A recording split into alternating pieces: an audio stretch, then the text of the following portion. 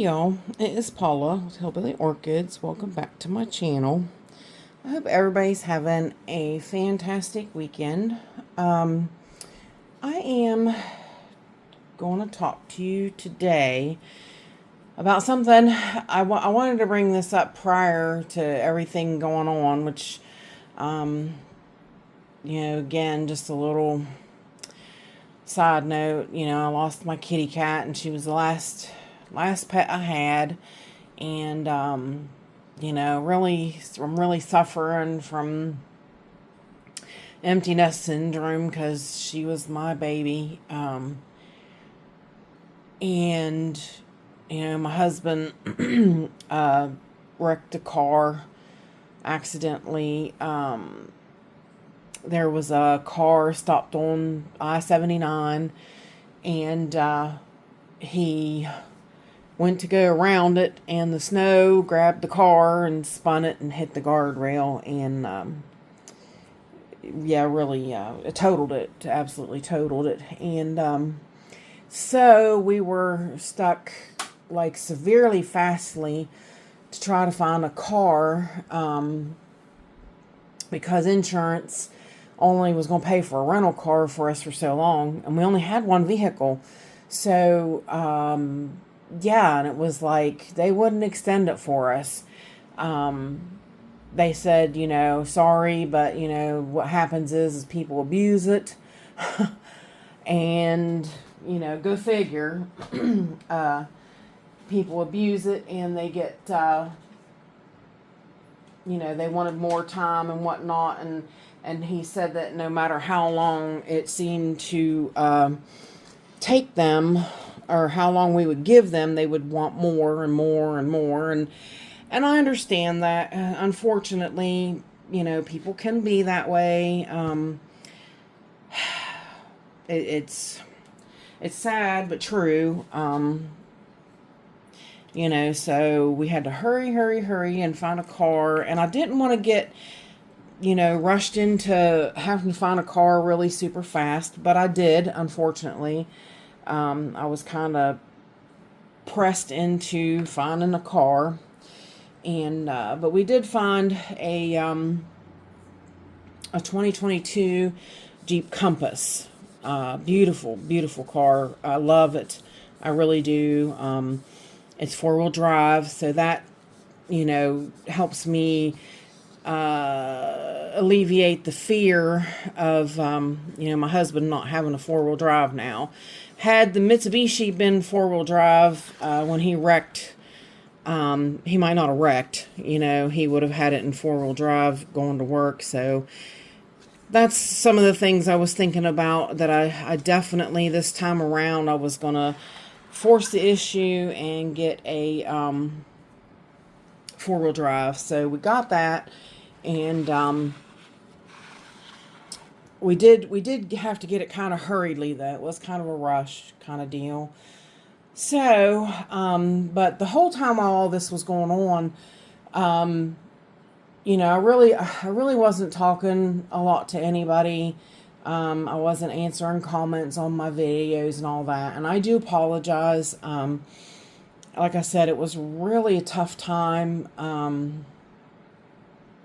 So I didn't even have time to grieve my cat. So I've kind of, gotten all that behind me, and had a chance to grieve. Still grieving. So I don't want to talk about it because it'll make me cry. So, anyways, and also trying to, get my mind on to other things. Some things were coming to mind of videos that I would love to make for you guys, and this is one of them. Okay, this was something that came to mind while while I was kind of down and out. Our temperatures here got like -0. So very, very extremely cold. That was a very, very cold time. And in that cold time, we heat with a pellet stove. If you don't know what that is, I'll insert a picture of a pellet stove. And the only reason that I can actually heat with that in this house now, anyways, is because when I first moved in here, I got weatherization, and they put blown-in insulation in my ceiling, blown-in insulation in my walls. They went every so many inches and drilled a hole in my wall and put blown-in insulation in the wall, and then they plugged it back up, and then they sealed it back up, and it's helped hold heat in this house so much better now. When I first moved here, it was terrible. My heat was going straight out the roof, and my gas bill for the first month of me living here was over $1,000. I couldn't afford that. I could not afford that. No way, shape, how, or form. It was terrible because my heat was just going out the roof. So, after weatherization came in, sealed everything up, they even give you new windows if you need new windows, which I didn't. At the time I moved here, the lady put in new windows. They were, I forget, they weren't even like 5 years old or something. Like, she had relatively put them in and, new before she had passed away. And so I didn't get any new windows out of it or anything like that. But they'll even give you a new furnace if your furnace isn't energy efficient, which at the time I had a furnace, but it wasn't working and it wasn't being used because I couldn't afford gas. I couldn't afford that. So I had to go to a pellet stove, and then I had to just use fans, box fans, to like circulate my heat, which it's not the greatest or ideal thing in the world. But like I said, I couldn't afford the gas. So I had to go to a different route of heating, and that's what I did. And it's only for the winter months, so it changes during the summer. So basically, when you heat with a pellet stove, that's considered dry heat, okay? So that's what, like if you scoot your feet on a carpet and you touch someone and it goes zap, it sparks, that's dry heat. That means there's no humidity in the air, which means these guys are sad, sad, sad, okay? So what happens is like when we went down to like -0, and below, or like -3. I think we went as far as now I'm not considering wind chill, because wind chill we got way minus like 14 or something at a couple points. I'm talking just regular temperature. I think we got down like -7, and that was really cold. So in that being that cold, we really turned the pellet stove up. So we really cranked the heat. Well, when you do that, like normally just running the heat right now at an average, I think it's like 52 degrees outside right now. Okay. So at an average, I just wanted to give you guys something pretty to look at. That Foul Odorion is just gorgeous. So here's my my meter. It says that we're at a 65% indoor humidity right now, and it's 75 degrees temperature Fahrenheit. So what happens is that when you crank that heat, it's going to zap this humidity. So it's going to drastically lower that humidity. And to be honest, most orchids can do well and tolerate staying at like 50% humidity. They're okay with that. Some can even handle less. Like phals do like 50, but they can handle 30. My Miltoniopsis, they sometimes in the kitchen they get down to like 30. Not very often. My kitchen stays pretty humid as well, But back here, pretty much so, because of all my plants, I have a basic jungle. I do. I have a basic jungle type situation. So these plants react in that jungle like situation, and they maintain a higher humidity in here, which is what they like. So you see, like, I don't really have much of an issue until I crank my heat. The minute I crank my heat, that humidity is going to drop. Okay, and I do have sensor push, which tells me what my humidity is in here, and I have an alarm set on it to go off where if it goes below what I want it to be, it alarms and tells me. So I can come in and I can take care of it. Now, unfortunately, and you can take this with a grain of salt, I know some people go and they buy those little medical ones from like Walmart or, big box store. They're little white. They throw out cool mist. They're for like when you're sick and you got a stuffy nose and things like that. Okay. Those are like a personal sized humidifier, in all honesty. Those will not humidify a big room. They really don't. That's just something for you to set right by the bedside so that it can keep the humidity high right around you, and so that you can breathe better. Okay. So in a situation like this, in a setup like this, I use a huge humidifier. Okay. And honestly, in a room this size, I would probably need like 4 of those size humidifiers to keep up the humidity in this room. Yeah, those are small. They're really, really small. And I know that a lot of people are like, well, those bigger humidifiers, they're a little more expensive. They are. But you guys got to kind of think of, you don't run them all the time. I don't. I run them when I run my stove high. That's it. But I have a lot of plants, so my humidity pretty well does good on its own. I don't too often have to supplement with that humidifier.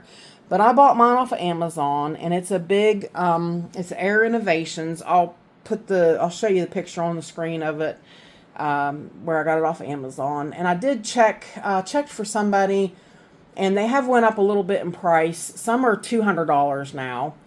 But you're not going to beat this humidifier, and you're going to have this humidifier for the whole entire time you're going to raise orchids. So if you're really serious about it and you're going to be raising orchids for the rest of your life, this is quite the investment. It's well worth saving your money to purchase. It really is. I recommend them. I really do. I'm not sponsored by them or anything, but I recommend them 100%.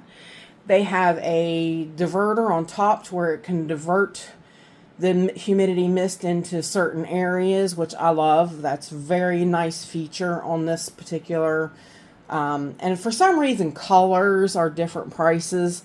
So mine's gray, and I think I paid $100 for mine. And it's like, I think now gray's like $200 or something. Like some of them, you have to look around. You do have to kind of shop around for them.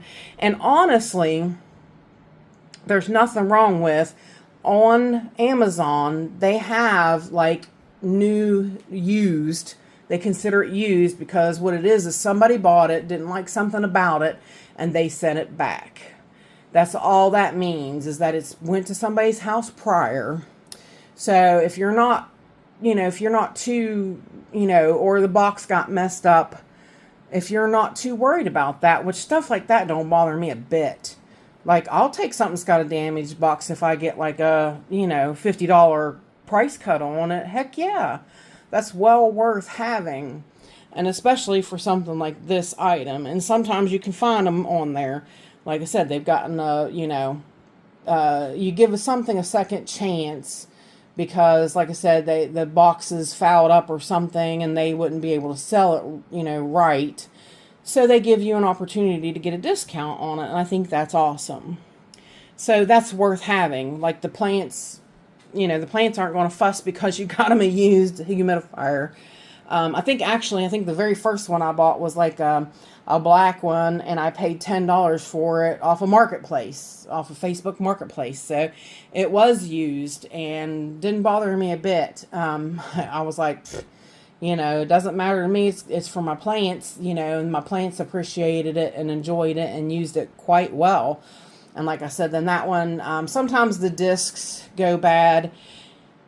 You do have to that's something you have to kind of watch with them, is that some take and only run off of RO water. Some only run off of tap water. It's something about that they have to have the minerals in it in order to do it. But if you have the one that uses minerals, it ruins that disc quicker, because like you'll get calcium deposits on that disc and you'll have to replace it. Now they do sell replacements for them, so it's changeable, so you don't have to buy a whole new humidifier. You just change the disc, so that's not that big of a deal. But it's really a good humidifier to use for your room. I mean, optimally, you want 60 or above on these plants. You really do. Some of these plants, like my ghosts, they want 80 to 90% humidity. So that's a lot to achieve in a space like this. So I think that's why, I don't know, Dendrophylax lindenii, they grow slow anyways. They're not exactly the fastest growing ghost in the world. So, but I often think maybe that's why mine don't grow that fast, is because they don't get the proper humidity that they should.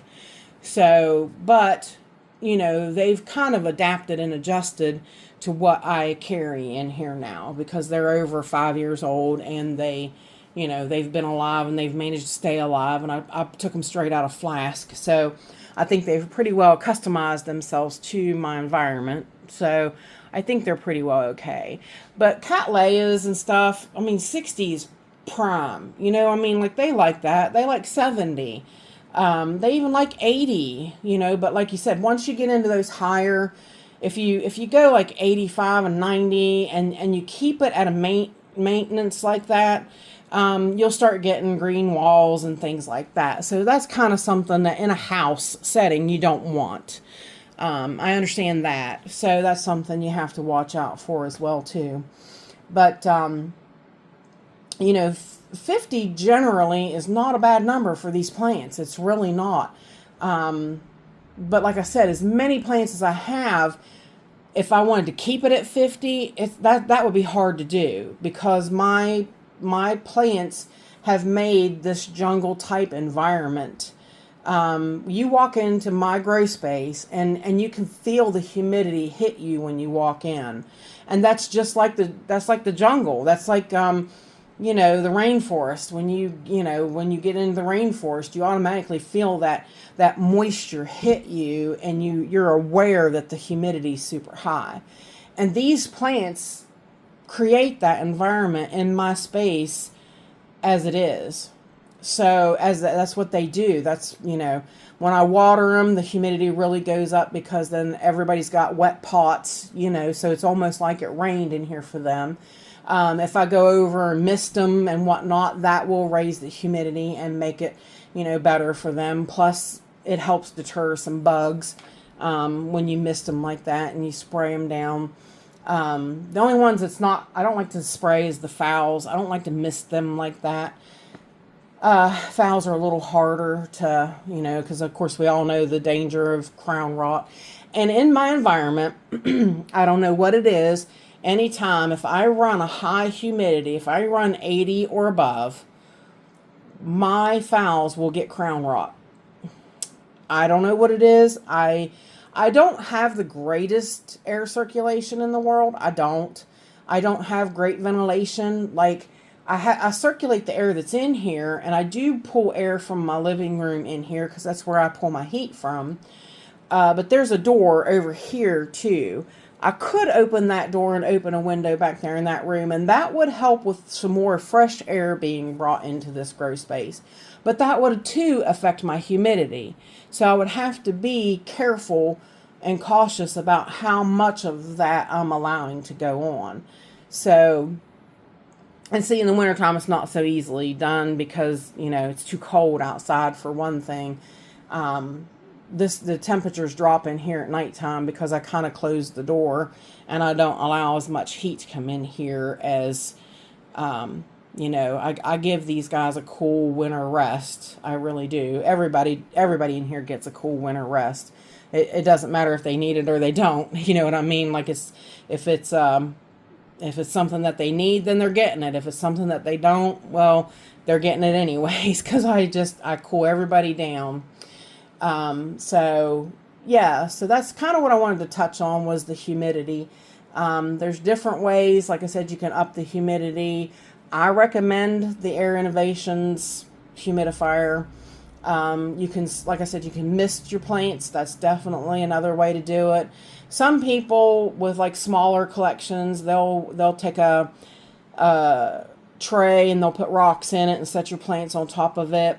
Those work, but I really find that for the amount of work they take up and the bulkiness of what they do, they're not that great. A humidifier definitely trumps that, trumps having a box of rocks with water sitting in it. So yeah, I would invest in a humidifier before I did the box of rocks. As like I said, they don't really, if you do a little test on it, and you'll find they don't put off that much humidity, so they're not worth having like that exactly. But yeah, so that kind of, and if if you've watched my channel very much, what, genres I keep, or what, I keep cattleyas, I keep phals, I have some angraecums, I have some oncidiums, I have some miniature plants. So I kind of have a little, array of an assortment of what I keep. And basically the way I run things with, the amount of humidity that I keep in here, they all seem to do quite well and they like it. So it's working well for what I'm doing. But it is important. It is important. You can't let them go to like 40 and keep them there. Sometimes you'll run into problems like your phals won't open, their buds won't open because they don't have enough humidity or enough moisture in them to open those blooms correctly. So they'll get stuck together. Oncidiums or zygos or stuff that comes up out of bracts, they'll get stuck and things like that. I still even get those to stick in as high humidity as I run right now. I still have issues with that as well. Like actually this morning, I broke a spike on Linda Lingle in the kitchen because she got stuck and it grew up and arched, and I opened up the bract and I knew it was kind of just stuck there. It was a situation where I needed 3 hands to do that, and I didn't have it. So I tried to really open it, and I was even willing to break the leaf because those bracts can get real tight down when they're close to the bulb. And so I popped it open, and because it's still stuck in that crease, it broke the spike. And boy, was I mad. So that can happen, and that a lot of that happens from low humidity. You'll find out if you run your humidity higher, that won't happen as much. So that one happening to me on my Miltoniopsis. I state that's because I've had to run higher heat recently, and my guys in the kitchen are not getting enough moisture. Because out there, it's harder for me to maintain that. When I had to run the heat, it zapped the humidity out there. So the only thing I could do was rinse the plants and rinse their medium and set them back up in the window and hope for the best. And that's all I could do. So sometimes if you're stuck in a situation where you got no other choice, then you've got no other choice. You do the best with what you got, kind of basically. But pretty much that's all I want to cover about humidity and its importance. And so if you have any other questions, please, put them down in the comments. I think I basically covered everything off the top of my noggin. about it, but you guys might have more questions. So yeah, and the regular schmeal, that'll do it for this. So if you could give me a thumbs up, I would really appreciate it. If you could share it, that would be amazing. If you could stick around and subscribe to my channel, that would be super terrific. I've really gotten a lot more subscribers recently, which is great. It's really helping out with my algorithms and stuff, and you guys are all watching the videos, the commercials, which helps me tremendously. That's terrific too. Super shout out to my dear sweet, I'll put her name up on the thing. She left me a $99.99 super thanks, and oh my word.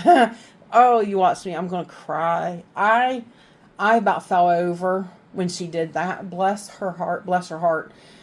She was like, if you remember me, and I'm like, oh, of course I remember you. Oh my God, of course I remember you.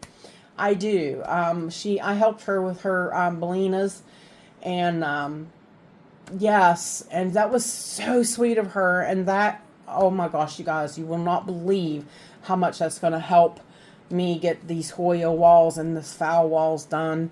And that's another thing I'm going to get started on as well too, guys. I haven't felt like it. I've been very sick. I've been emotionally sick and physically sick. And I'm gonna push out of that because I got to get that done. These fowls are just crying for more room, and so aren't the Hoyas. So I really want to get them done and get these walls done and get those moved around. I really want to get Lily Marie out and set her on her own special table with her own special grow light. Lily deserves it. So, yeah, but those are the things that really helps with, and I really wanted to give her a shout out and thank her for that super thanks. And,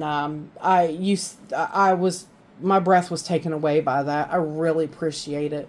So, oh, I just hit the phone. So, sorry guys.